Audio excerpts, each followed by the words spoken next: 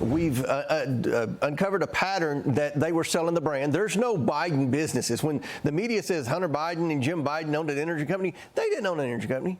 They owned an influence peddling scheme. That's all this is. So there's no product. There's no products. There's no services. And what we see now is, in some cases, they even said Joe Biden was going to be an equity owner. Joe Biden was going to be a part of it. And Joe Biden communicated with these people and led AmeriCorps Health to believe that he was going to be a part of it. They led the Chinese government to believe that he was going to be a part of CEFC. That was Oversight Committee Chairman James Comer with stunning developments. He joined me earlier on the program to discuss the investigation into the Biden family influence peddling ahead of Hunter Biden's closed-door testimony before his committee and the House Judiciary Committee taking place tomorrow morning. Joining me right now is the New York Post columnist and Fox News contributor Miranda Devine. Miranda, it's great to see you this morning. Thank you so much for being here. Your reaction, and what are you expecting from this testimony tomorrow? Hi, Maria. Look, I think James Comer, as usual, brings the receipts. And it's interesting that he said in your interview that he doesn't trust the FBI anymore. And I think that really ought to be the default position of all Americans. We have seen this story, a catalogue of corruption, but I think, perhaps worse has been the cover-up by the FBI, by the DOJ. None of it's been explained. And I think the American people owes a debt of gratitude to James Comer and to Jim Jordan and to Jason Smith, all of whom you've had on your shows, who have doggedly tried to uncover this against enormous opposition and slander, including from their own party. I mean, Ken Buck is one example of someone who keeps being ignorant about the facts and, giving his opinion about it. As for Hunter Biden, his appearance tomorrow, we saw a preview of that in his little interview that he gave this week to Axios, in which he's trying to tie his sobriety to his father's prospects at the 24 election. Yeah. I don't think that the Biden campaign is going to be thrilled about that. Yeah, and frankly, it's the most manipulative Machiavellian ploy. I read that as well, and I thought, oh, okay, so now we're supposed to have crocodile tears for this guy because he's mentioning that, he wants to stay sober, mixing that in with all of this. And, we have evidence from James Comer about this money that the Biden family has taken in. Miranda, you're out with a new op-ed in the New York Post today titled "New Election Year Means Another Russiagate" as Biden Democrats try to smear impeachment probe. You right now, as we're heading into the 2024 election, we have Russiagate 3.0. Democrats pretend the impeachment inquiry has utterly collapsed because of the curious indictment last week of trusted FBI informant Alexander Smirnov on false statement charges. Smirnov allegedly told his FBI handler that Hunter and Joe Biden each received $5 million apiece in bribes from the Ukrainians, but he's accused now of lying to investigators about the Biden family business ties, and yesterday he was denied bail. Miranda, Jamie Raskin, and others on the Democrat Party said this indictment of Smirnov means the whole impeachment inquiry is over, that it's all Russian disinformation. So you're right. There was no accountability after the Russia collusion lie that Trump colluded with Russia. Nobody went down. Interesting that Christopher Steele is still walking around free. He was an informant. He came up with the Steele dossier and later told us it was embellished and all garbage. And yet he's fine. And yet Smirnov gets indicted because he says something wrong about the Biden family.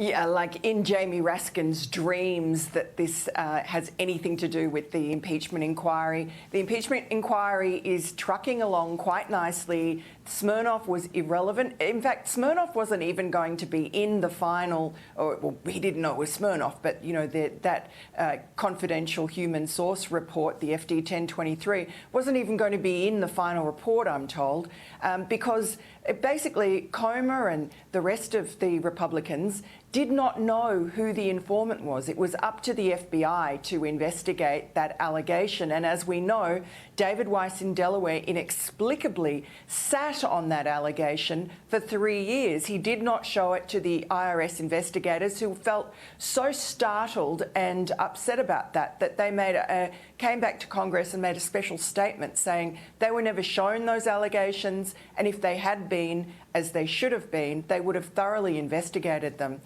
This whole indictment is very peculiar if you look at it closely. I think if he isn't Epsteined in jail, if he isn't coerced to have a plea deal and keep his mouth shut, if his lawyers are allowed to mount a defence in court, I think it'll be a very different story than the one that we're seeing in the indictment. And it's very curious that they've thrown this valuable 13-year, highly paid informant under the bus and sent a chill on every other confidential informant for the FBI. I can't imagine that the on-the-ground FBI people, the few of them who actually are fighting crime, are happy about that. Yeah, that's right. And now, you've got the DOJ saying, oh, Smirnov had ties to Russian intelligence, to the Russians. I mean, that's what they were paying him for, to be an informant in Russia. Of course he's got access to the Russians. He's being paid by the FBI to have that access.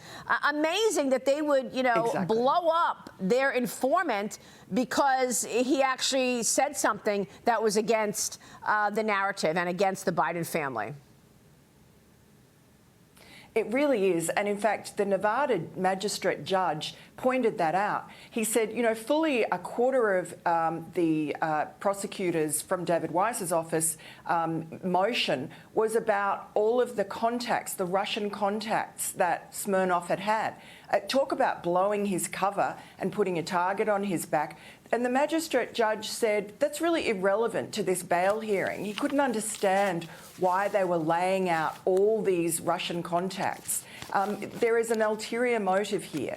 And we don't really know what it is. We can guess what it is. I don't like to do that. But there is definitely something fishy. What's also fishy is the fact that CEFC is China's oil company. And Michael Schellenberger reports Chinese control over U.S. oil and gas was at the heart of the Biden family influence peddling, according to Galanis, the other whistleblower who was interviewed on Friday in an Alabama prison. And so we've got the Biden family reportedly, allegedly enabling China to buy energy assets in America, while at the same time, Biden is cutting off that access for America. Look, it's all very well documented on the laptop that we're supposed to believe still is Russian disinformation.